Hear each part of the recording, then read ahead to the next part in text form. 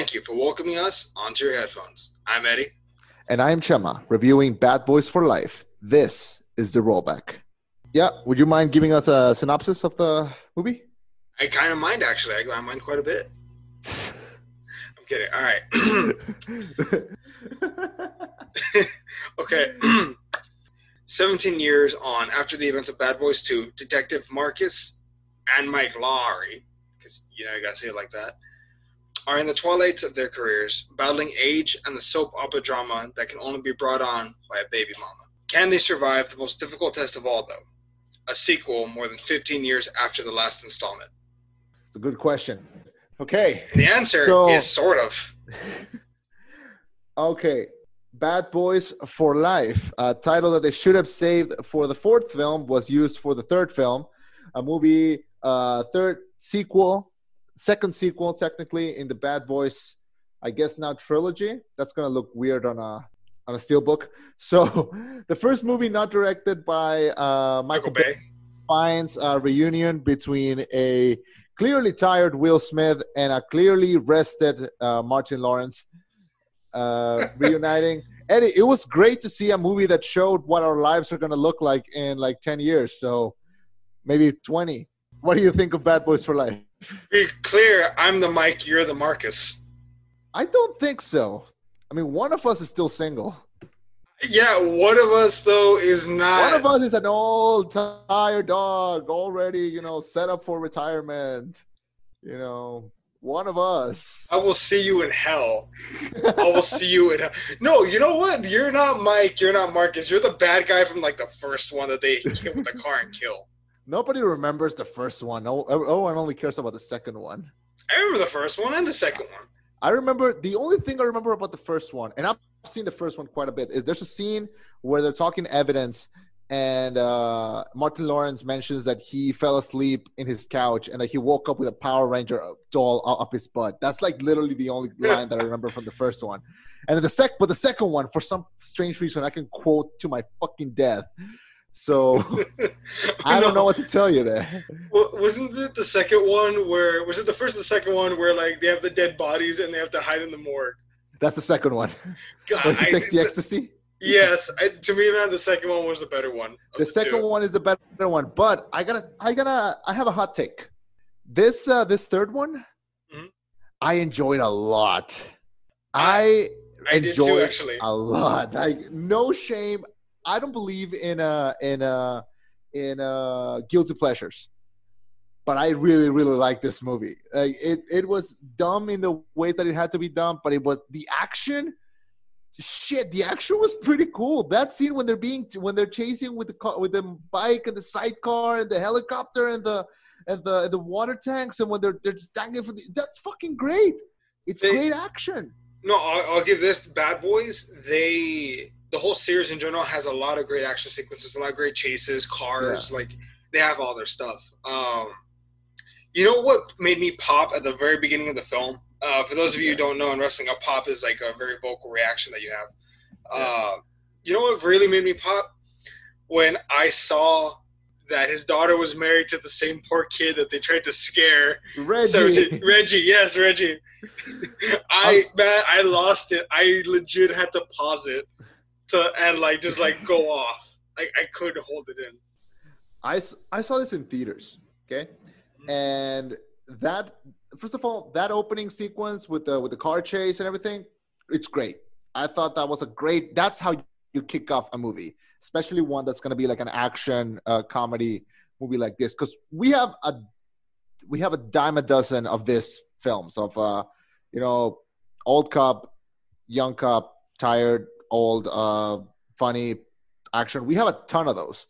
But if you're going to stick with the formula and try to make it funny, I will always work in favor of that. And that opening sequence worked with the action. It worked with the comedy when they get to the hospital and the baby's born. And then the first thing they say is like, "Oh, look, he got your ears." Like, they had really good humor. I'm surprised they got the same kid that played the boyfriend. And then, he was a Marine. He was a Marine now. I like how they even framed the shot to look like the two of them on the side and then him in the back in the middle. Yes, sir. Thank you very much for coming. I can't redo his voice, but man, that scene made me like pop like That was crazy. a great way to start the movie, and then the whole throughout was pretty good as well. I gotta say, we have a lot of franchises that are desperately trying to make like a new movie, and most of them are not succeeding. And I'll be honest, I will put this in the good pile. I thought this was a fun ride. You know, I think the issue is though a lot of those films that try to recapture the old while restarting the new, like look at Independence Day, Resurgence. I'd rather not, to be honest. No, but think about it. Look, it was a sequel to the original while trying to kickstart a new trilogy. Yeah. Like it was one of those films. There have been a lot of those, like Dumber and Dumber, Zoolander 2. Yeah. This one worked though. Although the movie didn't begin with them going to see the baby. The movie began with a scene that I barely understood. All I had to do was visually see it. The prison break. Oh yeah. Which, damn, I thought it was brutal when they when all the like 20 of them take turns stabbing that female officer. Yeah. But at least the escape of the baby mama, Isabella. Or okay. Isabel, I'm sorry. So okay, we've gotten a chance to talk, good about the movie and say, what we're good with it. Let's talk about what we're not good with it. And my first thing, and I can say this because I'm Mexican and I get away with some things, but Kate del Castillo, who plays Isabella, obviously I'm aware of her. I know who she is, because I've seen her in like terrible telenovelas. I don't like her. I don't think she's a good actress. There's a crap ton of Mexican actresses that you could have put in a role like that, but I guess that's what the role would call for. This is where my bias starts, and it has nothing to do with the movie. I guess I knew that they had to do whatever they had to do, but when you make a movie and you put Mexican people or you put Mexico in it, I'm gonna have a strong opinion on it. And my strong opinion is that I hate when my people are represented like freaking drug dealers. No. Okay, drug dealers. You know what? I'm used to it. But fucking people that pray to La Santa Muerte and to the Holy Death, and people that are fucking like brujas and shit. I know we just had Roma a couple of years ago, and that was a fucking gift. But why? Why would you do something like this? And also, Kate del Castillo is Mexican. She's born in Mexico. She can talk Spanish like a Mexican person, like a normal person. And she's talking Spanish like a person whose Spanish is their second language in the movie. And I know that's something that only I'm going to notice. But her Spanish, like you can speak Spanish and she sounds like a person whose Spanish is her second language. And it was very, very distracting. Especially because there's a point where she's talking to her son, and the son is speaking Spanish, and she tells him in that terrible Spanish, "You're talking like a person who doesn't speak Spanish first." I'm like, "Bitch, you talking like a person who speaks Spanish third. Like, what are you doing?" So that's a thing that I personally did not like. I did not like or appreciate that in the movie at all. I didn't really care for her. I didn't really care for her character. I didn't really care for that storyline. I cared for literally everything else. I still very much care for Will Smith. That man, I've said it before and I'll say it again. If charisma was sold on a bottle, it would have his fucking face on the tag. He's one of those actors that you just can't not dislike. So when he's in a movie or he's in a position where he might be hurtful, like it's teased in the movie that he might die, and then when he's alive, you feel good, and when he's dead, you feel bad. I mean, I knew they weren't gonna kill him earlier. I knew that. But for like the couple 2 seconds that he's not there, it did make me feel. I was like, oh come on, man. Martin Lawrence can't carry this shit, So real quick, we're going to jump back into some other stuff right now, but sure. Were you as annoyed as I was when he stood up at his best friend's daughter's wedding? He was like, this is going to be my moment. No, I stand and give my speech. That annoyed the crap out of me. Look, I've never planned a wedding. I've been in only 4 or 5 weddings in my entire life. But from what I've heard, that's a douchey move. It is. It and is. You don't do that. It's a douchey move. Because it's not your moment. It's not your day. It's like for the same reason which I've heard that it's extremely rude to ask someone to marry at a wedding. That apparently you don't do that. So yeah. There's a couple of unwritten rules at weddings. No woman can wear white at a wedding, except for the bride. Yeah. You don't pop the question at a wedding. You don't announce, a baby at a wedding unless you're the bride. Also, you don't take the spotlight from the bride. Basically, bride is the centerpiece. If you do anything to try and mess with that, you are a douche. Will Smith. Yeah. Which is why when I was at your wedding, I tried to dance the worst that I could. I didn't want any attention. Yeah, I really appreciated that, actually. Because I can't dance worth a damn. I noticed. Fuck you. Okay. All right. So after the birth, I'm gonna keep a tally. I'm gonna keep a tally. I feel like on every time that we record, I bring up your wedding, but keep the tally. The time that it gets broken is gonna be so sad. It was a fun night. It's just I keep remembering that it was a fun night. Okay. So right after Marcus's grandson is born, he decides to retire. They're old and they look old. I'm sorry, but they look old. Especially Martin Lawrence, who I don't believe has done anything since Big Mama's House 3, which I think, don't quote me on this. I'm going to say something that might be douchey, but go for it. In my cycle, that was 3 girlfriends ago. So. Oh God. that I'm not saying that's entirely douchey, but that's a little douchey. It's before I met you. So. Yeah, so I remember seeing that on theaters, and I don't think I've seen anything. I don't think I've seen Martin Lawrence do anything since that. Yeah, and there's a reason for that, man. That movie was so bad it was bad. Will Smith had to drag him. This film is a metaphor. Will Smith had to drag Martin Lawrence out of retirement to make this movie, to drag him out of retirement to fight these cartel people. Yeah, I mean. Okay, so the kid's born. He goes into retirement. Will Smith cannot quit, even though he also should be quitting. And they throw in a little maybe love interest his way. This woman, also a fellow Mexican, Miss Paula Nunez, who plays Rita. Let me tell you something about that woman. Go on. Oh, she's very attractive, but she's also very talented. I mean, I you know me, I have a thing for girls with short hair. So she was in the movie. She was really good. She played a good stern character that played well against Will Smith. And a lot of the humor came from that, from that good back and forth. I didn't hate her. It's just I felt like she didn't bring anything different to the table. When I saw her, I felt like, token love interest. Okay.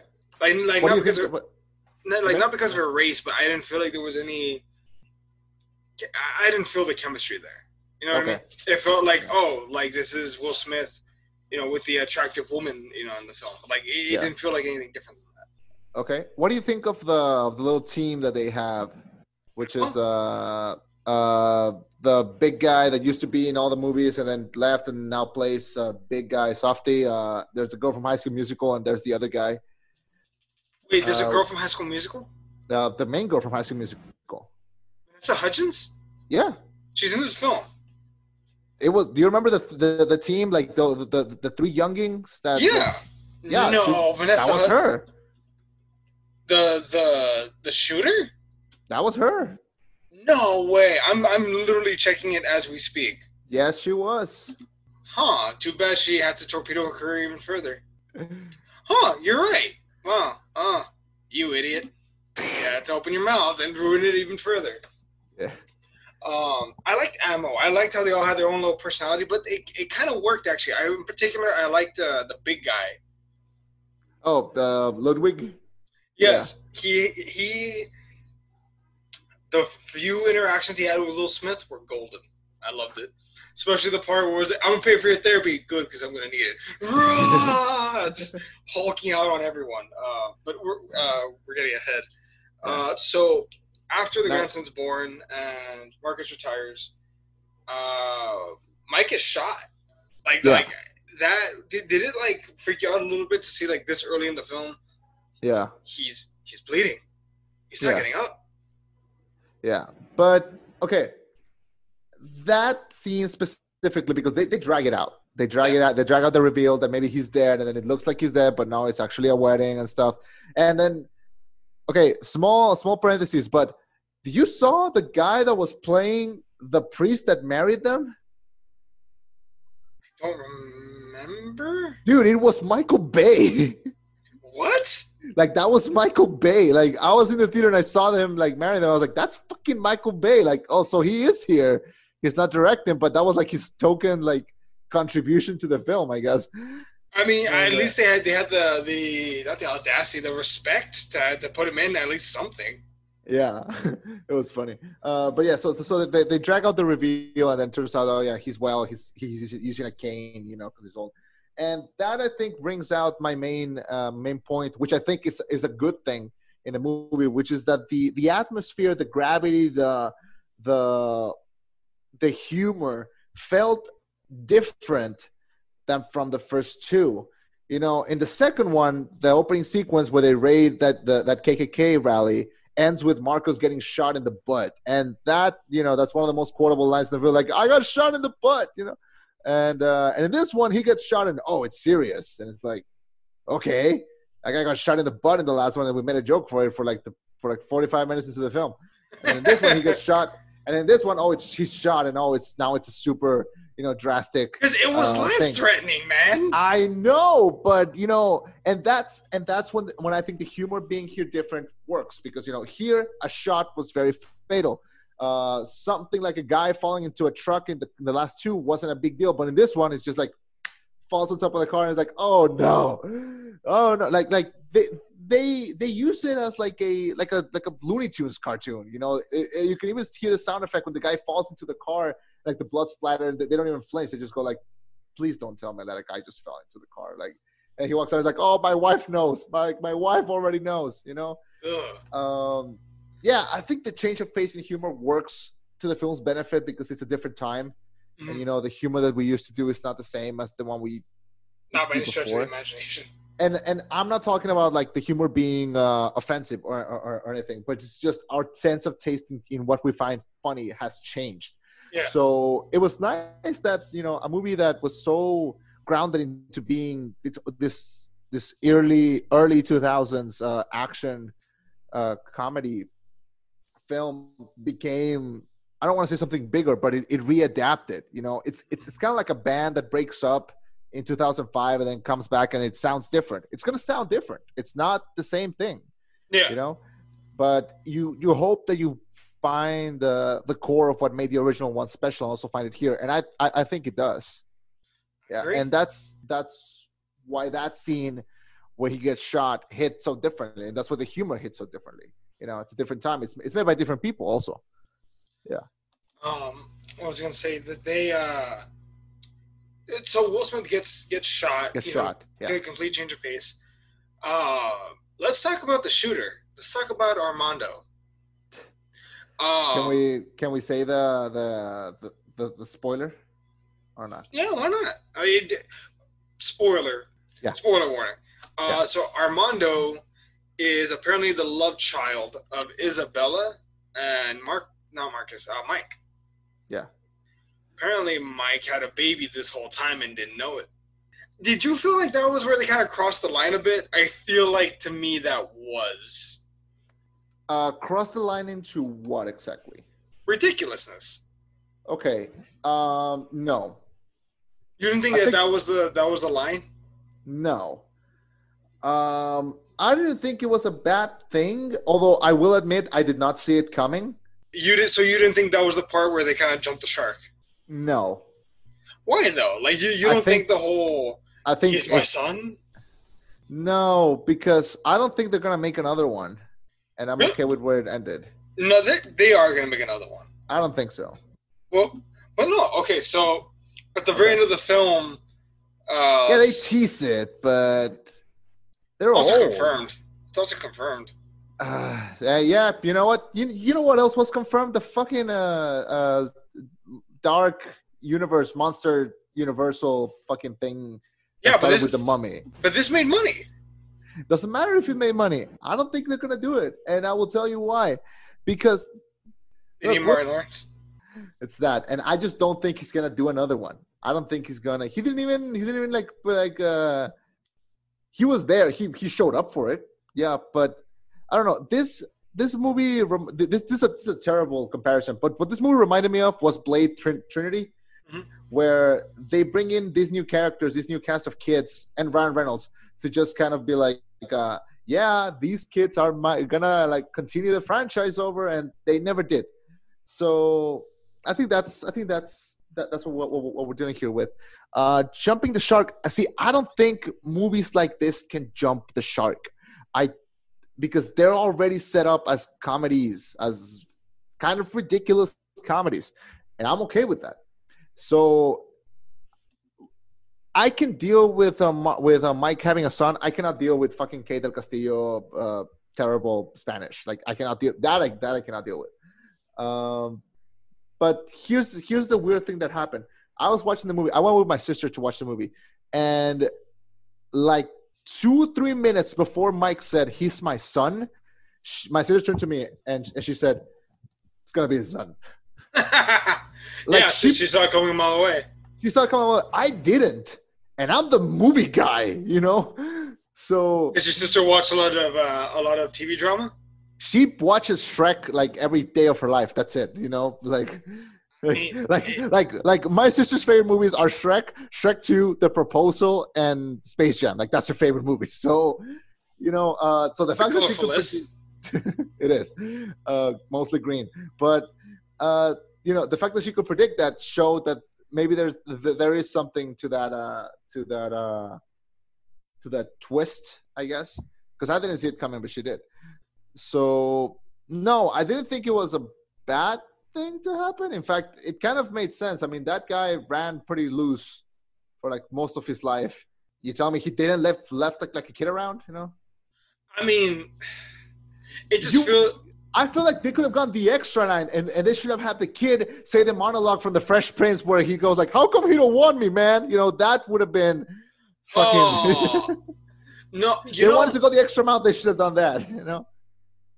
You know, I didn't like that reveal at all. Like, I get it. I get why, but I didn't enjoy that at all. Okay. I thought it was really cliche. Like, he's my son, man. Like, I haven't seen that a million times in better films. Okay. Okay. Mike gets shot, recovers. Oh, real quick, funny scene. The scene where Marcus is dyeing Mike's beard for him. That's cocoa butter. That's cocoa blend, man. What do you mean it's cocoa blend? I've seen it. That's cocoa blend, man. No, it's not. The hospital white beard dyeing it for him. Like, I was like, that's a bro. That's a real bro. That was a pretty good scene. Okay. Actually, my favorite scene. Okay, not my favorite scene, but like to me, the funniest scene was when they have the baby. And then they go leave it with the mom at where she's getting a massage, and like he just comes in and like leaves the baby. Like, "Mike, what are you doing? What are you doing?" And like, "Sorry," and just like leaves it. Like, no, come back. Not me, not mine. Like, I forgot the baby wipes. Like, to me, that was the funniest scene in the movie. Yeah. So you mentioned we'll fast forward a bit to that car chase scene on the motorcycles. Yeah. That. Man, especially the scene where he goes, you know, "I got the front, I'll take the 6," and they were both like aiming and shooting together. Yeah. Just damn, like that. That was really well done action. Yeah. See, Bad Boys can do action. Now you notice that they can't do the physical stuff, so they need to kind of sidetrack it with the car chases and the gunfights because it's. But it was a good set piece, you know. And I was about to say like that was a really impressive, you know, shotly action scene. And then later in the year, I saw Birds of Prey. So now nothing seems to match up to that. But when I saw that, I was like, that's a tightly shot action piece, you know, action set piece. I really, really dug how everything was done. I like how they moved it into like the bridge and then the water tanks and the helicopter and how they jumped.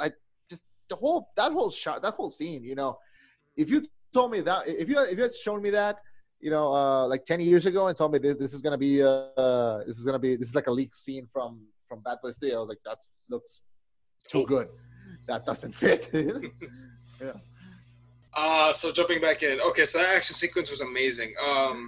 Yeah. Did you have any thoughts on Armando taking out the fact that he's Will Smith's son somehow?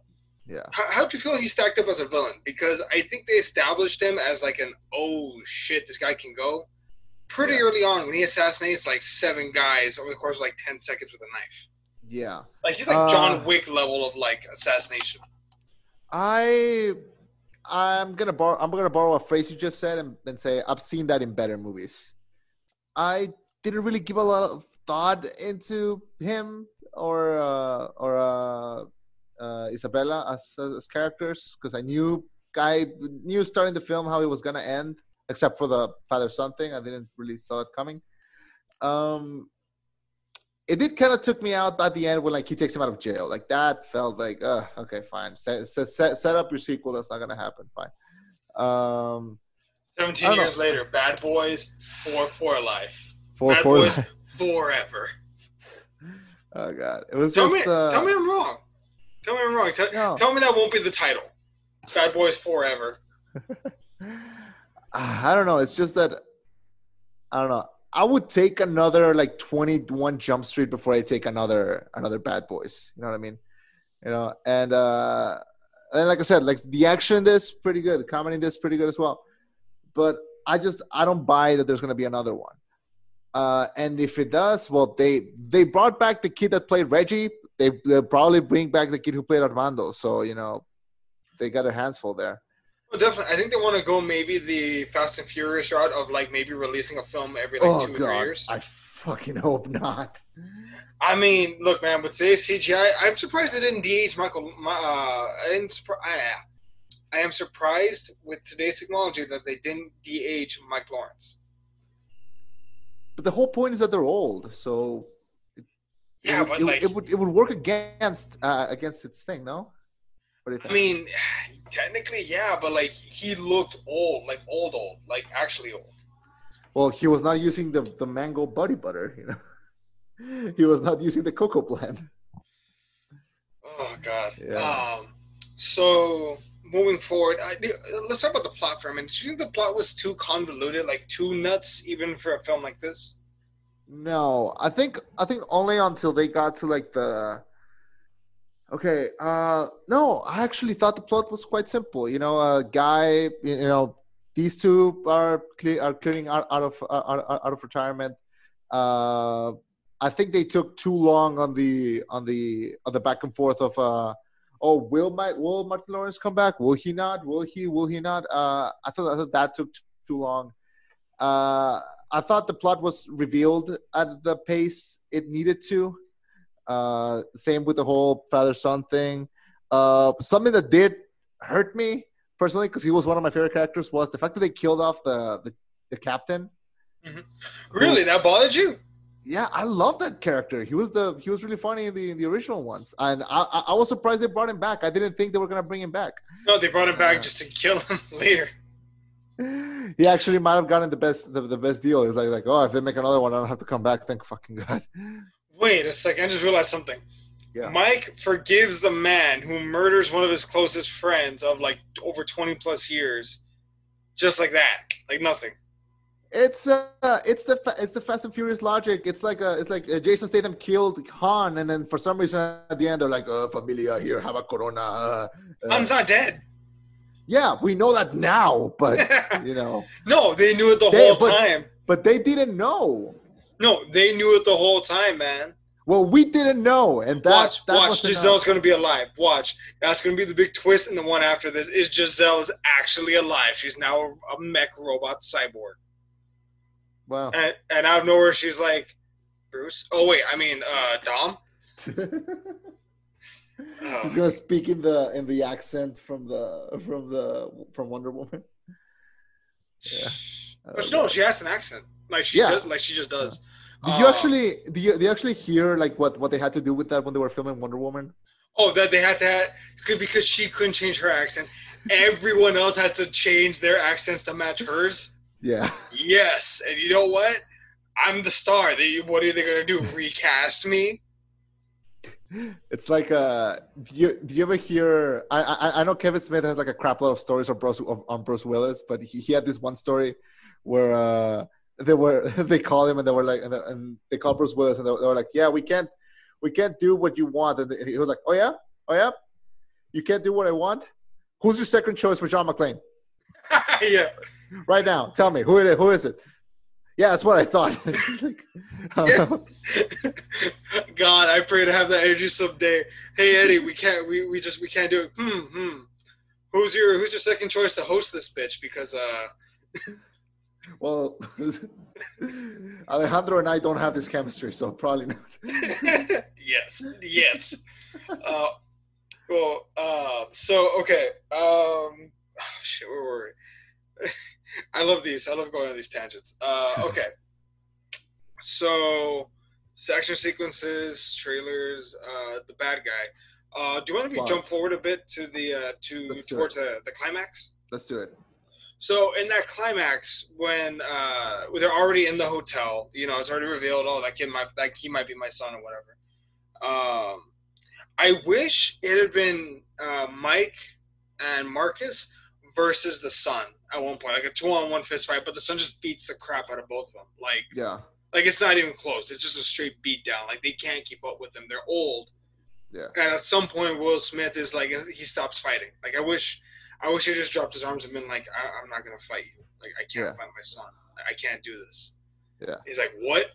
Like I can't fight you, you're my son. And like he was beating him like, I don't believe you. And like Marcus is like, he's telling the truth. Like he's trapped. Like he can't save him. He's watching his friend getting beaten to death in front of him. And finally, like after like eight straight fists, and like Will Smith's face is like half caved in. Yeah. Like, I'm sorry I wasn't there, son. And he's just like, and he looks at the mom. Is he my dad? Yeah. Is he my dad? And she's like, technically, but not really. I don't know. I really could have executed that better. I don't like to use this word, but that woman was a bitch. So, and I don't celebrate deaths a lot in movies, but that brought a smile to my face. It was there was Thanos. I don't know. It's just that there's very few deaths in a movie where you go like, fuck yeah, like Hans Gruber. Hans Gruber is like, you're almost sad to see him go because he was so entertaining. So yeah, but I remember as he's falling, like the look on his face, I was just like, yeah. That I don't know. I would I don't want to say a spoiler, but when the villain when the villain goes in the second My Hero Academia movie, that one was like, oh fucking god, like fucking heroin. But not that I know of. Not that I know of. No, watch on our downward slope after we become super famous. You become the drug addict. I don't want to think about that. So I don't know, things like that. This movie definitely. I mean, when she goes down, I went like, oh, fucking finally, yeah. So, do you think this film? You overall you liked it? Like it's not a guilty pleasure. Yes. It's not a good film, but it's a fun film. Oh yes, definitely. I feel like I'm more willing to watch this again than the first one. Really? And on a rainy day, maybe more than the second one. Dude, to me, the second one is the best of the three. It's kind of like Men in Black. I really, really enjoyed the second one. You like the second one? Okay, in my defense... You like the second Men in Black? Wait, hold on. In my defense, I watched the second Men in Black first. I never watched the first one until years later. That's not an excuse, bro. Like, okay. I know it's Nikki, a different argument. Hold on. Tell me. Nikki just said from the other room that you have no taste. No, that I have no taste. That like, yeah. She says Men in... Wait, so just so we're clear, you think Men in Black 2 is garbage? He says yes. Men in Black 2 is garbage. Men in Black 2 is garbage. I like the drama of like Kay, like long lost love, like it was raining that night. Like, I like going back through that lore. Like I know it was stupid, but it was kind of. Yeah, but it's better experience in the first one, you know, where he kind of gets his happy ending. You know, he gets to retire and go away. The second one in my okay. Oh, I don't know what tangents, different movies, but I don't like the second one. I don't like Men in Black 2. I really like Men in Black 1, and I'll on a rainy day I'll put Men in Black 3. Wait, we should do one where we compare the Men in Black series versus the Bad Boys series. I think we just did. But let's make it a thing. Anyway. Okay. Okay. So fast forward. Reveals, I'm your dad. So Will Smith reveals to Armando, I'm your dad. Armando can't believe it. And then he has like this weird, he almost like doesn't break down, but he like crumples inward. Yeah. Because I mean, the dude went on a murder spree. Like, yeah. You can't kill a judge, police chief, captain. You can't murder all these people and just like walk out. Even if you're gonna help them like take down other criminals. Yeah. That I found more jumping the sharky than him being the son. And the movie ends with just the two of them, you know, happily retired and just ending, you know, because the thing is that the ending of a movie dictates the final reaction that you have when you leave the movie theater. So if the ending of a movie is mediocre while the movie is good, you're going to think the movie is mediocre. And that is my big gripe with this movie, that I don't like the end. I don't really love the ending, and I like everything throughout. What would you think if they did do another sequel called Bad Boys Club or something? But Will Smith and Mike Lawrence have nothing to do with it. Like it's Ammo. Well, it's not Bad Boys anymore. It's Ammo. It's the Ammo movie. Oh yeah, what if they call it Ammo then? What if they do a sequel like Ammo? It's a spin. It's more of a spinoff. I don't know. I don't know if those four can carry a whole film. I mean, they have to carve out their characters a lot. So wait, so we got. The thing is that if they do the spin-off, it would be like let's bring it back. It would be like Men in Black International, which nobody fucking watched. So I really wanted to see it, but I never bothered to. I never paid my money to watch it. Yeah. So overall thoughts on this? Final verdict on this film. Final verdict on the film. It's fun. The action is really cool. It brings back a nice chemistry that those two had. The humor, like I said, really funny. The action, really good. It's not really a thinking movie. It's not really a thinking man's movie. It's a movie to just sit down, watch, relax, have fun. Like Transformers. Yeah, the first one. I guess. So I have this weird thing where like I always see movies my way, but when I try to see it from like an everyman's perspective, I usually use my parents as reference. My mom freaking loves Michael Bay movies. Armageddon is her favorite film of all time. So, and she loves the Bad Boys movies. So when the new one came out, she was pretty excited and she enjoyed it. So I have to see that perspective as well.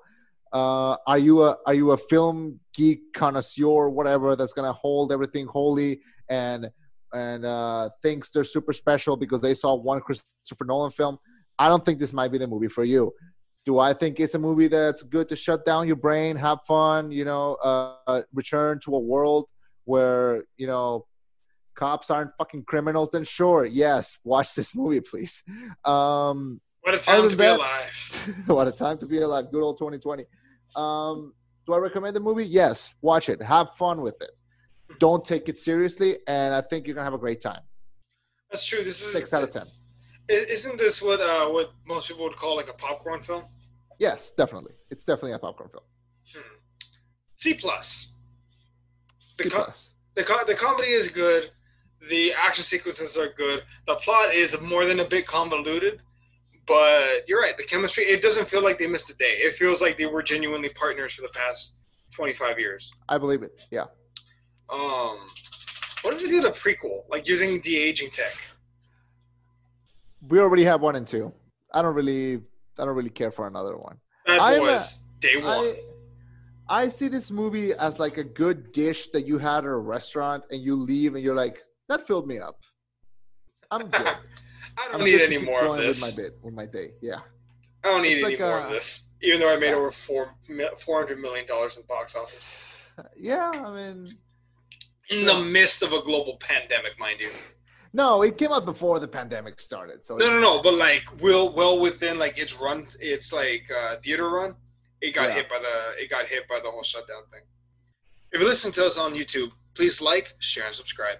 If you're listening to us via podcast, please subscribe. We'd greatly appreciate it. Thanks for joining us. If you'd like to hear more about our thoughts on movies, go to therollback.net. I've been Chema. I've been Eddie. And this was The Rollback.